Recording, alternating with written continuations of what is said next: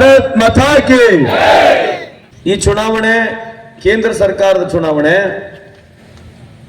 ಯಾರಿಗೆ ವೋಟ್ ಹಾಕಬೇಕು, ಯಾರಿಗೆ ವೋಟ್ ಹಾಕಬಾರ್ದು ಕೇಂದ್ರದಲ್ಲಿರ್ತಕ್ಕಂಥ ಈ ಚುನಾವಣೆ.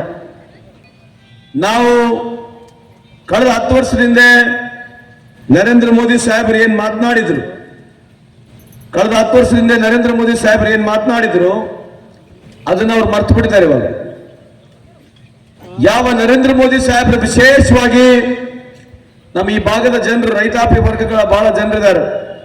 ಇಡೀ ಕರ್ನಾಟಕ ರಾಜ್ಯ ಭಾರತ ದೇಶದಲ್ಲಿ ಇವತ್ತು ಒಂದು ತುತ್ತು ಅನ್ನ ಕೊಡ್ತಕ್ಕಂಥ, ಈ ದೇಶಕ್ಕೆ ಅನ್ನ ಕೊಡ್ತಕ್ಕಂಥ ಯಾರೇ ಇದ್ರೆ ಅದು ಹೆಮ್ಮೆಯಿಂದ ನಮ್ಮ ರೈತ ಸಮಾಜ ಅಂತ ಈ ಸಂದರ್ಭಕ್ಕೆ ಕೇಳಲಿಕ್ಕೆ ಬಯಸ್ತೇನೆ.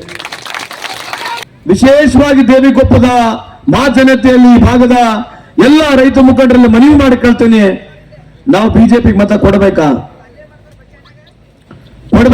ನಾವ್ ಯಾಕೆ ಕೊಡ್ಬೇಕಂತ ಹೇಳಿ ಅದೇ ಪ್ರಶ್ನೆ ಮಾಡ್ತಕ್ಕಂಥದ್ದು. ಹೊರದೇಶ ಇರ್ತಕ್ಕಂಥ ಕಪ್ಪನನ್ನ ಸೆರೆ ಹಿಡಿದು ಇಡೀ ಭಾರತ ದೇಶದ ಬಡವರು ಏನಿದ್ದಾರೆ ಎಲ್ಲರ ಅಕೌಂಟ್ಗೆ 15 ಲಕ್ಷ ರೂಪಾಯಿ ಕೊಡ್ತೀವಿ ಅಂತ ಹೇಳಿದ್ರು. ಯಾರು ಹೇಳಿದ್ರು 15 ಲಕ್ಷ ರೂಪಾಯಿ ಕೊಡ್ತೀವಂತ? ಯಾರು ಹೇಳಿದ್ರು? ಮತ್ ನಮ್ಮ ಪ್ರಧಾನಮಂತ್ರಿ ಮೋದಿ ಸಾಹೇಬ್ರು ಹೇಳೋದಕ್ಕೆ ನಮಗೆ ಅಧಿಕಾರ ಐತಲ್ಲ, ದುಡ್ಡು ಕೇಳಕ್ ಐತಿಲ್ಲ. ನಾನು ಯಾರು ಏನು ಗೊತ್ತಿಲ್ಲ, ನಾನು ಯಾವ ದಿಕ್ಕಿನಿಂದ ಬಂದಿನೋ ನಿಮಗೆ ಗೊತ್ತಿಲ್ಲ. ಆಗಿನ ಕಾಲದಲ್ಲಿ 2008ನೇ ಇಸ್ವಿಯಲ್ಲಿ 13ನಲ್ಲಿ ತಿರ್ಗಾ 23ನಲ್ಲಿ 3 ಬಾರಿ ನನಗೆ ಕೆಲಸದಿರ್ತಾವು. ನಾನು ರಾಜಕೀಯದಿಂದ 1 ರೂಪಾಯಿನೂ ಲಾಭ ಮಾಡಿಲ್ಲ, ನಾನು ಮುಂದೆ ಮಾಡಕ್ ಹೋಗುದಿಲ್ಲ. ನಾನು ಎಲ್ಲಿವರೆಗೆ ದೇವ್ರ ಶಕ್ತಿಯನ್ನು ಕೊಟ್ಟಿದ್ದೇನೆ ಪ್ರಾಮಾಣಿಕವಾಗಿ, ನನಗೆ ಎಲ್ಲಿವರೆಗೆ ದೇವ್ರ ಶಕ್ತಿಯನ್ನು ಕೊಟ್ಟಿದ್ದೇನೆ ಪ್ರಾಮಾಣಿಕವಾಗಿ ಕಲಘಟಕಿ ಹಾಗೂ ಅಣ್ಣವರ ಮತಕ್ಷೇತ್ರದ ಜನಕ್ಕೆ ಪ್ರಾಮಾಣಿಕವಾಗಿ ಕೆಲಸ ಮಾಡ್ತೇನೆ ಅಂತ ಈ ಸಂದರ್ಭಕ್ಕೆ ಕೇಳಲಿಕ್ಕೆ ಬಯಸ್ತೇನೆ. ಹಾಗೆ ಬಂಧುಗಳೇ, 7ನೇ ತಾರೀಕು ಈ ಚುನಾವಣೆ ಯಾವ್ದು ಸುಮ್ಮನೆ ಏನೋ ಸಂಬಂಧ ಇಲ್ಲ ಅನ್ನಂಗೆ ದಯವಿಟ್ಟು ನೋಡಕ್ ಹೋಗ್ಬೇಡ್ರಿ.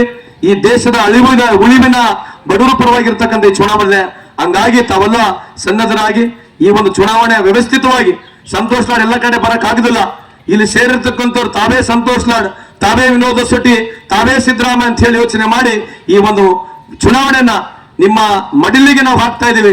ಯಾಕಂದ್ರೆ ದೇವಿಕೊಪ್ಪ ಏನ್ ತೀರ್ಮಾನ ಮಾಡ್ತದೆ ಅದೇ ಧಾರವಾಡ ಜಿಲ್ಲೆ ತೀರ್ಮಾನ ಮಾಡ್ತಂತೆ ಸಂದರ್ಭಕ್ಕೆ ಕೇಳಿಕೆ ಬಯಸ್ತೇನೆ.